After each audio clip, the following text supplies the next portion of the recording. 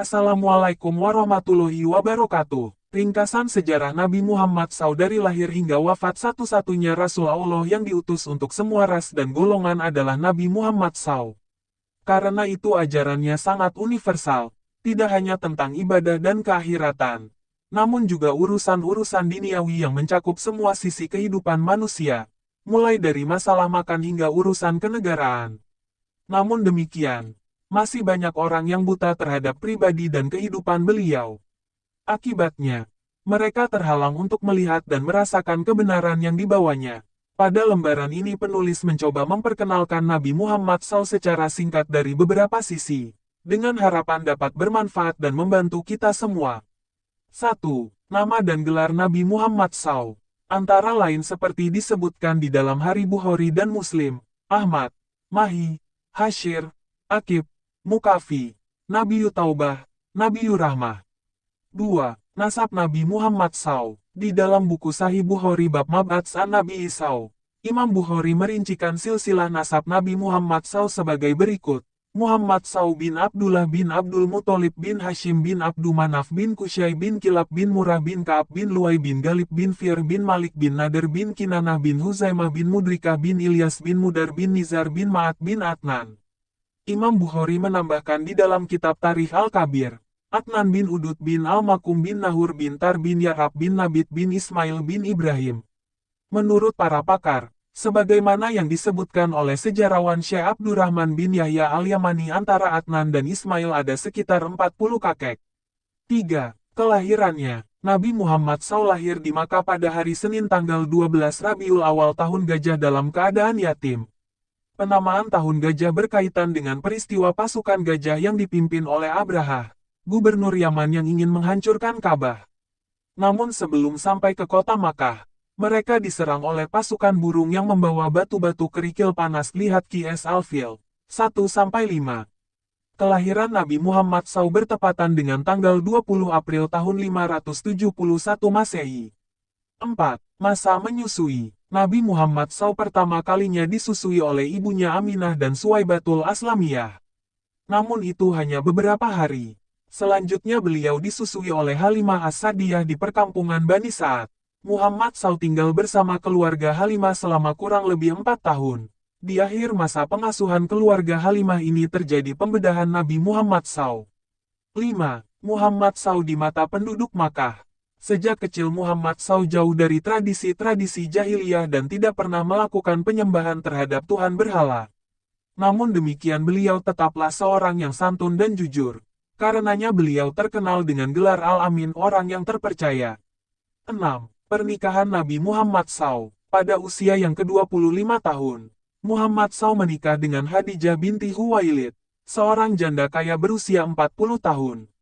Pernikahan ini diawali dengan lamaran Khadijah kepada Muhammad SAW setelah melihat dan mendengar kelebihan-kelebihan dan akhlaknya. 7. Istri-istri Rasulullah Muhammad SAW. Selain Khadijah, istri-istri beliau adalah Saudah binti Zamah, Aisyah binti Abu Bakar, Hafsah binti Umar, Zainab binti Huzaimah, Ummu Salamah, Hindun binti Umayyah, Zainab binti Zahsi, Juwairiyah binti Al-Harits, Ummu Habibah, Ramlah, Safiyah binti Uyay, Maimunah binti Al-Harits dan Maria Al-Qibtiyah. Nabi Muhammad menikahi mereka semua setelah Khadijah meninggal dunia, dan mereka semua beliau nikahi dalam keadaan janda, kecuali Aisyah. Jika dilihat dari faktor tiap pernikahan beliau, semuanya mempunyai hubungan yang kuat dengan dakwah dan ajaran Islam yang dibawanya. 8. Anak dan putrinya. Anak dan putri Nabi Muhammad SAW adalah Qasim, Zainab, Ruqayyah, Ummu Kulsum, Fatimah, Abdullah dan Ibrahim. Mereka semua lahir dari rahim Khadijah kecuali Ibrahim dari Maria Al-Qibtiyah. Anak-anak beliau yang laki-laki semuanya meninggal sebelum usia dewasa. 9. Muhammad SAW menjadi Rasul Allah. Turunnya wahyu pertama Qiyas Al-Ala 1-5 di Gua Hira pada hari Senin di bulan Ramadan pada usia yang ke-40 menjadi awal kerasulan Muhammad SAW. Wahyu pertama tersebut berisi: 1. Bacalah dengan nama Tuhanmu yang menciptakan. 2. Yang menciptakan manusia dari segumpal darah. 3. Bacalah. Dan Tuhanmulah yang maha mulia. 4. Yang mengajari manusia dengan pena. 5. Dia mengajarkan manusia apa yang tidak diketahuinya. Setelah menerima wahyu tersebut, Muhammad SAW pulang menemui Khadijah dan mengungkapkan kekhawatirannya terhadap dirinya. Khadijah menenangkan, "Bergembiralah, demi Allah. Dia tidak akan pernah menyia-nyiakanmu. Demi Allah. Engkau ini menghubungkan silaturahim hubungan kerabat berkata jujur. Menanggung beban orang lemah. Membantu orang yang tidak punya. Memuliakan tamu. Menolong orang-orang yang ditimpa bencana." Khadijah lalu mempertemukannya dengan anak pamannya Warakah bin Naufal, seorang pendeta Nasrani. Setelah menjelaskan peristiwa yang baru dialaminya di Gua Hira, Warakah menjelaskan bahwa yang datang kepada Muhammad SAW itu adalah malaikat yang pernah datang kepada Nabi Musa. "Andai kata aku masih hidup dan kuat di saat engkau diusir oleh kaummu," kata Warakah. "Apakah mereka akan mengusirku?" tanya Muhammad SAW. "Ya," jawabnya. Lihat Hari Bukhari dan Muslim. 10. Nabi Muhammad SAW hijrah ke Madinah. Nabi SAW hijrah ke Madinah pada tahun ke-13 kenabian yang bertepatan dengan tahun 622 di dalam riwayat Ibnu Ishaq dijelaskan bahwa beliau keluar dari rumahnya yang saat itu sedang dikepung oleh pasukan bersenjata kaum musyrik Makkah yang ingin membunuhnya. Lalu Allah SWT menidurkan mereka. Sambil membaca Qiyas, Yasin, 1-9 beliau menaruh pasir di kepala mereka semua. Kemudian pergi ke rumah Abu Bakar untuk hijrah bersama ke kota Madinah. Nabi Muhammad SAW tiba di Madinah pada hari Senin tanggal 12 Rabiul Awal tahun 1 Hijriah. 11. Peperangan Nabi Muhammad SAW. Yang mendasari peperangan Nabi Muhammad SAW adalah ayat-ayat berikut, "Telah diizinkan berperang bagi orang-orang yang diperangi karena sesungguhnya mereka dizalimi." Al-Hajj 39. Perangilah di jalan Allah orang-orang yang memerangi kamu. Tetapi jangan melampaui batas. Sungguh Allah tidak menyukai orang-orang yang melampaui batas. Qs. Al-Baqarah 190. Dalam hal ini ada aturan-aturan perang. Antara lain, jangan membunuh anak-anak, orang tua, orang yang menyerah, pendeta dan petugas rumah ibadah yang tidak menyerang, hewan tanpa tujuan maslahat. Jangan membunuh dengan cara yang sadis dan berlebihan. Tafsir Ibnu Katsir. Dari sini jelas bahwa peperangan Nabi Muhammad SAW adalah sebagai upaya pembelaan terhadap hak, bukan wasilah untuk islamisasi apalagi balas dendam. Adapun jumlah peperangan yang diikutinya ada sebanyak 27 kali. 12. Akhlak Nabi Muhammad SAW. Allah SWT menggambarkan akhlak Nabi Muhammad secara umum di dalam Qiyas. Al-Qalam ayat 4.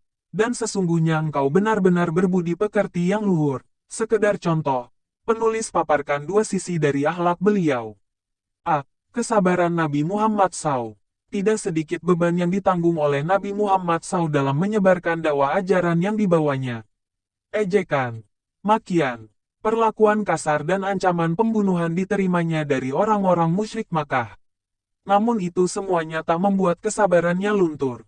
Dalam riwayat Imam Bukhari dan Muslim diceritakan bahwa Uqbah bin Abu Mu'i pernah mencampakkan kotoran onta kepada Rasulullah Muhammad SAW sementara beliau dalam keadaan sujud. Beliau terus sujud hingga putrinya Fatimah datang membuangnya. Perlakuan kasar kaum Quraisy semakin bertambah setelah pamannya Abu Talib dan istrinya Khadijah meninggal dunia pada tahun 10 kerasulan. Karenanya beliau hijrah ke wilayah Taif.